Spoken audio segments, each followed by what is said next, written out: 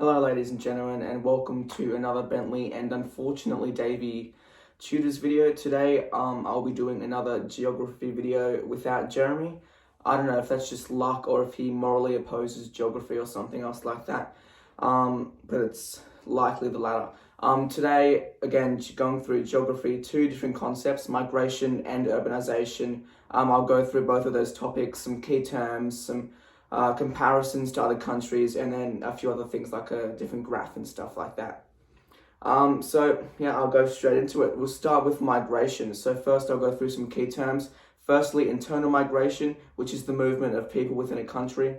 Secondly, urbanization. I guess that comes in more handy in the second topic, but either way, urbanization is a process whereby people move from rural areas to the city. Counter-urbanization is pretty much the opposite process whereby people move from the city to rural areas. Exurbanization is a process where people move from the city to rural areas, but continue to maintain an urban way of life by commuting or using technology to maintain their job in the city. This is happening more now after COVID, where people are working from home and using like sites like Zoom and stuff like that to like do their work or go to meetings online. Or they're using like public transport to commute like long distances to go to work like a few days a week rather than a normal 5-day week. Then two more. So there's a sea change, which is when someone relocates from the city to the seaside, and finally tree change, when someone moves from the city to a rural or regional inland area. So the first sort of question, I guess, that I'll answer is why do people move within countries and beyond their national borders to other countries? So people move for a variety of reasons, and in terms of migration, we have the key terms of push and pull factors. A pull factor is something that pushes a person out of where they are, and a pull factor is something that entices someone to move to somewhere. For example, examples of push factors are like war, famine, housing shortages, and other conflicts. And examples of pull factors are like better schools, more employment opportunities, and improved quality of life or better infrastructure. There's also network factors. So these are factors including the desire to relocate for a new experience, such as a company restructure or work opportunity. Realistically, it's a bit more nuanced than this, but essentially people will move either because something is pushing them out of where they were or something is pulling them to move somewhere else.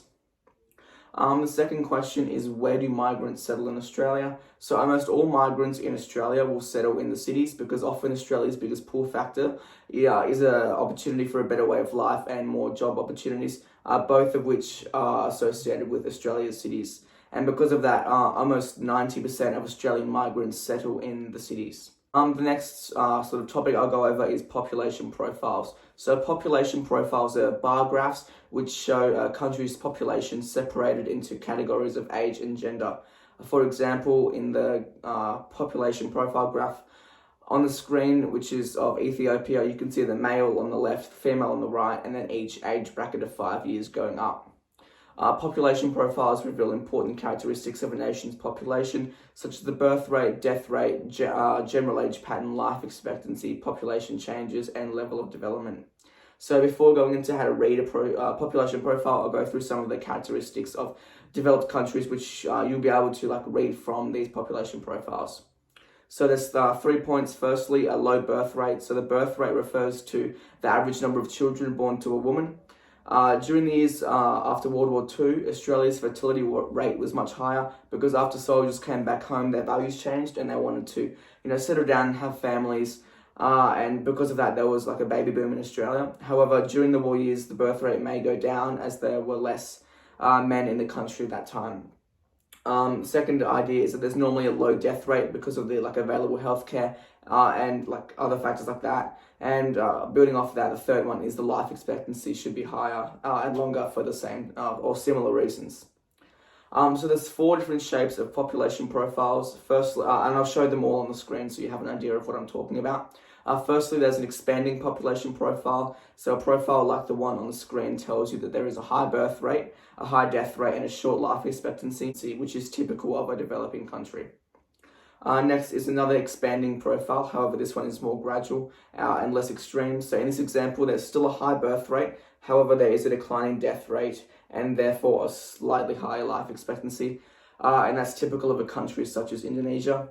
Next, there is a stationary population profile, and here there is a declining death rate and no significant change in fertility rate over time, and for example, Finland. And finally, there is a contracting population profile, and here there is a low birth rate and a long life expectancy. Another example for that is Japan.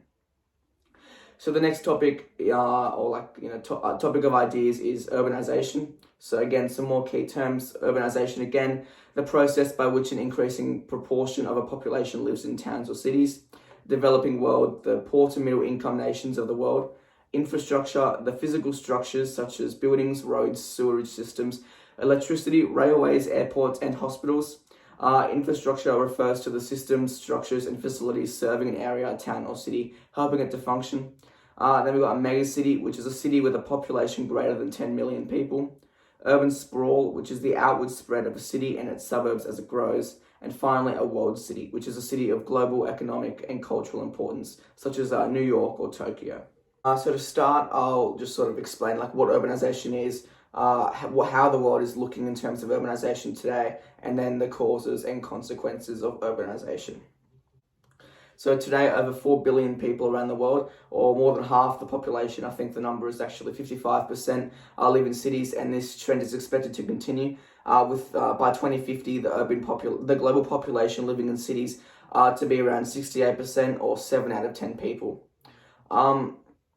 With more than 80% of global GDP generated in cities, urbanization can contribute to sustainable growth if managed well by increasing productivity, which allows innovation and new ideas to emerge. However, the spread and scale of urbanization brings challenges, including meeting accelerated demand for affordable housing, well-connected transport systems, and other infrastructure, basic services, as well as jobs. And this is particularly true for nearly 1 billion urban poor people who live in informal settlements to be near opportunities. So yeah, again, just looking at what the world looks like now compared to 2050. So as I said, just over half, so 55% live in urban cities. However, the number looks like it's going to be around 68% by 2050, meaning that more 2.5 billion more people will be living in cities than today. And nearly 90% of this growth will happen in the continents of Asia and Africa. The types of urban environments where people live are diverse. Nearly 50% of the world's population live in settlements of less than 500,000 people, while 1 in 8 people live in a megacity. In 1950, there were only 83 cities globally with a population greater than 1 million. However, by 2008, this number had increased to 468 cities. So the causes of urbanization come back to the push and pull factors, which were talked about more in the migration section. So it all interlinks.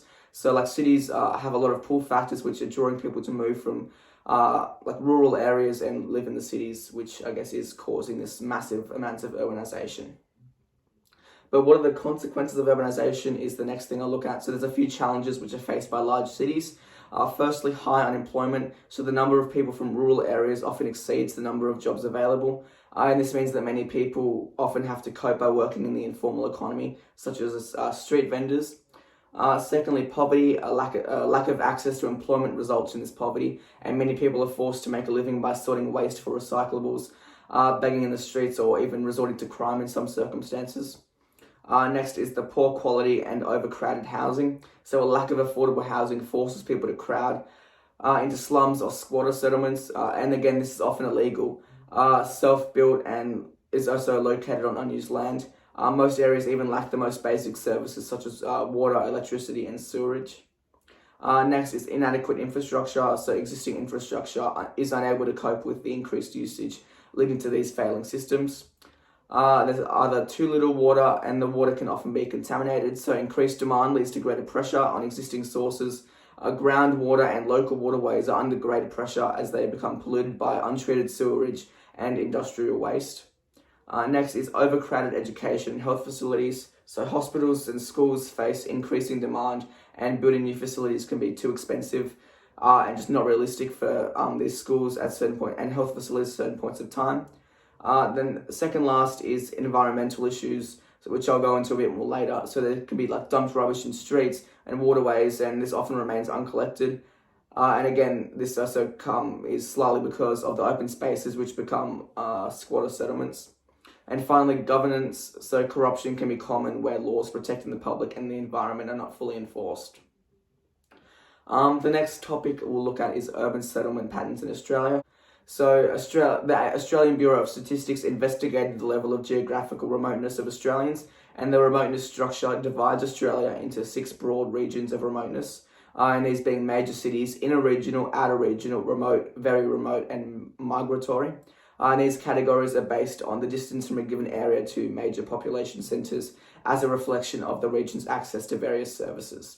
So in 2012, the proportion of Australians living in each of these regions was as follows. So major cities had 70.4%, inner regional 18.3%, outer regional 9%, remote areas 1.4%, and very remote areas 0.9%. So most of Australia's population is concentrated in 2 widely separated coastal regions, the southeast and the east, and then the southwest. Of the 2 regions, the southeast and the east are by far the largest in area and population, and the population within these regions is concentrated in urban areas, particularly the capital cities. So again, there's a few factors which influence the distribution of Australia's population. So there's climate, so Australia's harsh climate, scarce water sources, low rainfall and poor soils limits the areas in which people can settle and produce food. So it just basically means that some parts of Australia just don't work for people to live in sustainably. Next is employment opportunities, which again is another pull factor. So the location of manufacturing centres in the mid-20th century reinforced the dominance of major cities. So again, here larger populations provided the labour resources needed, so it meant more people needed to move to their cities to work. Thirdly is the water supply. So most of Australia's population live on the east coast, from the Sunshine Coast to Melbourne, where rainfall is greater and generally more consistent, as compared to a lot of the rural areas in Australia, like the deserts and farms, which have been experiencing droughts over the last few years. Second last is transport routes. So major transport routes extend through capital cities, and this was first driven by shipping and later land routes via rail and road. And as more Australians purchased their own cars, these networks expanded at an exponential rate. And finally, decision making. So state and federal governments tended to centralise administrative functions in capital cities, which reinforces their power and meant that if people really wanted to be involved in the democratic processes of the country, they needed to be in those areas where the decision making was actually taking place. The next topic I'll talk about is urbanization in China. So with a population of about 1.5 billion, China is the world's most populous country and also has a high rate of urbanization. And that's a process which is closely related to the country's emergence as a major economic power and the industrialization which took place in China. So in 1949, there were just 132 cities with 57.67 million people, or about 10% of the population living in urban areas in China. So to control the massive urbanization which was taking place in China, the government adopted a strategy to control urban growth, and this involved limiting the size of large cities and developing mid-sized cities between 200,000 and 500,000 people, and encouraging the growth of small cities and small market centres. The early years of the strategy were focused on limiting large cities. The government decentralised economic activity and power, and state-owned enterprises were relocated to smaller cities, and local authorities were given more power to achieve local economic growth targets, and some cities were designated to offer incentives to investors. So this, they sort of created their own pull factors to the small cities to entice people to spread out and that urban sprawl to take place. Yeah, so a few more stats on China before I go on to the next topic. So in 2010, China's urban population surpassed the rural population. In 2019, 65% of China's population lived in urban areas, and over the last 50 years, China has increased its number of megacities, or cities with population over 10 million, from 2 to 6, compared to Australia, which has no megacities. So the next topic I'll talk about is the outcomes of urbanization in China. So urbanization has brought economic benefits for China. In 2011, China had the world's second largest economy and was the largest importer and exporter of goods in the world. Next, there's the plight of rural and urban workers. So while urbanization has been accompanied by greater employment and an improvement in living conditions, some groups still struggle economically. So people who travel from rural areas to the cities looking for contract-based work are known as rural-urban workers, or Mingong, which means peasants who became workers. And in 2009, there were 230 million rural-urban workers. And these people are facing many difficulties, such as they're often working in low-paid and dangerous jobs. They're working like really long hours. They live in poor or cramped housing. Approximately 40% have no work contracts, meaning they're unable to complain about mistreatment, abuse, or unsafe working practices. Approximately only about 21% are entitled to a pension, and only 8% are able to get unemployment benefits. The next outcome is housing shortages. So in China, homes are expensive and low-cost housing is in short supply. Rapidly increasing urban populations push up prices and rents. And this means that it's harder for people to find houses, meaning that more people are living in like slums and really crowded housings in China. Next is health. So urban living gives people access to modern medical facilities and for some people an income to pay for their personal health care. However, the health of people in these massive cities is threatened by air pollution, a more sedentary lifestyle, greater work-related stress, social detachment, and high-fat diets, all of which contribute to poorer health outcomes. The next topic I'll talk about is the environment and large cities and the environmental impacts of urbanization. So the environmental impact of urbanization raises many concerns. Large cities use land and resources, returning their wastes and pollutants to the very environment they depend upon. However, some experts believe that urbanization is actually advantageous to the environment. So cities impact the land they cover with buildings and roads. Cities also use resources beyond their boundaries, and as large cities grow, their interference into the natural world increases.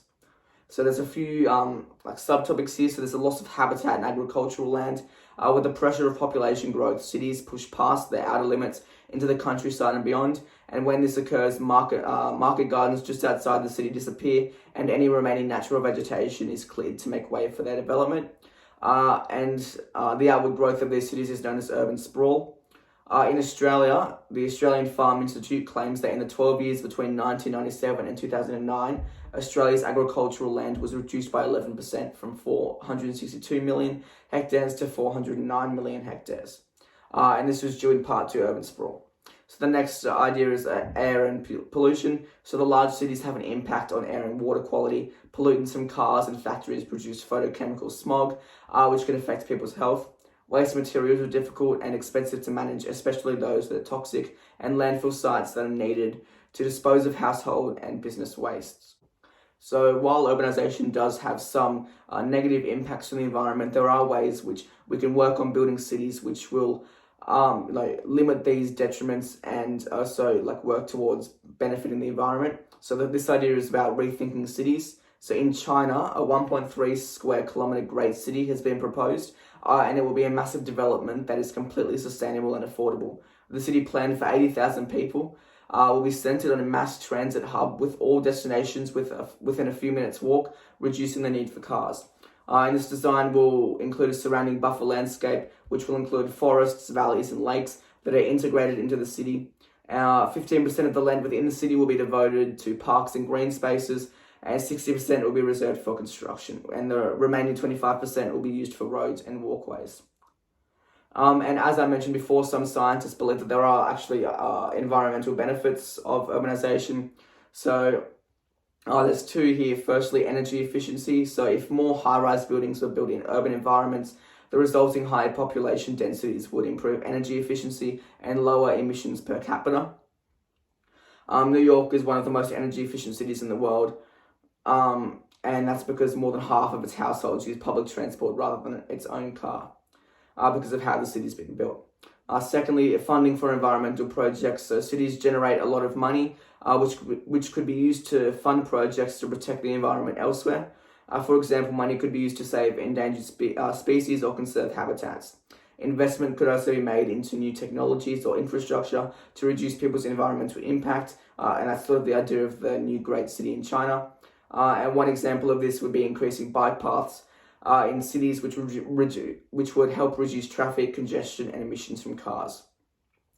So that's sort of all I've got for migration and urbanization. It's been a bit of a rush video because there's a few videos which have to come out. So as always, don't purely rely on this to study. I'd recommend trying to find some good stats along with having just a general knowledge of the topics which I've talked about. Hopefully you've enjoyed, and keep an eye out for many more videos which will be coming out over the next few days as a lot of people are going into their semesterly exams.